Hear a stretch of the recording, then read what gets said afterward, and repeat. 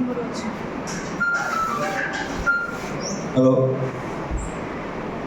Hello. Can you speak about the medical science? How use this quantum?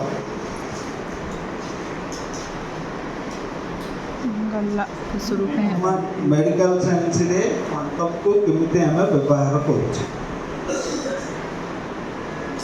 ये quantum संचार medical science में नई दवाई की खोज करने में हमको मदद करता है।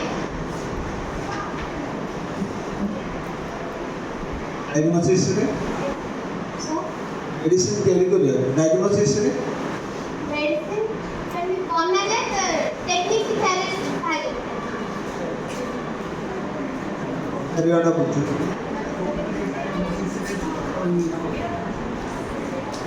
और माने डायग्नोसिस रे केमिति यूज करो क्वांटम साइंस